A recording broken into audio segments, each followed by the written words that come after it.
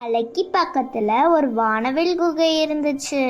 அந்த குகையில மாயான்னு ஒரு தேவதை இருந்தாங்க. மாயாவால அவங்க நிழல் கூட பேச முடியும். மாயா நிழலோட பாட்டு பாடுவாங்க, டான்ஸ் கூட ஆடுவாங்க.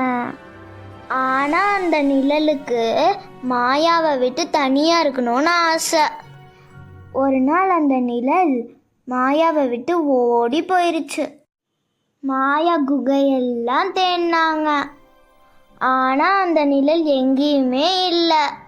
உடனே மாயா என்னோட நிழல் எங்கன்னு சத்தமா கத்துனாங்க.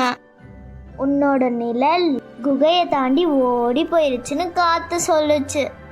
அதே நேரம் என் ஃப்ரெண்டு அர்ஜுன் மலைப்பாதையில நடந்து போயிட்டு இருந்தான்.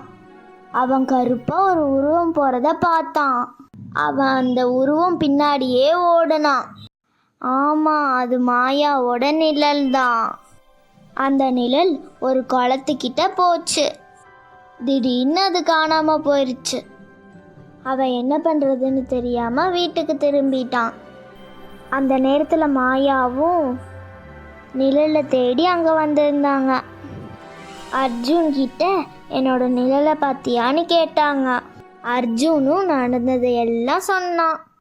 2 பேரும் அந்த குளத்துக்கு போய் சேர்ந்தாங்க. மாயா அவங்க மேஜிக் லேம்பை வச்சு நிழலை காப்பாத்திட்டாங்க.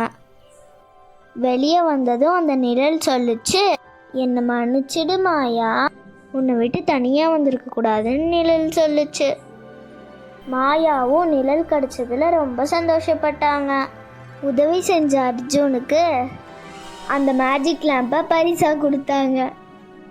மாயா அர்ஜுன் கிட்ட சொன்னாங்க, நீ மற்றவங்களுக்கு உதவி செய்யும்போது இந்த மேஜிக் லேம்ப் உனக்கு உதவியாக இருக்கும்னு சொன்னாங்க. இப்போ அந்த மேஜிக் லேம்ப் என் ஃப்ரெண்டு அர்ஜுன் கிட்ட தான் இருக்கு. அவன் அதை வச்சு யாருக்கெல்லாம் உதவி செய்கிறான்னு அடுத்த வீடியோவில் பார்க்கலாம்.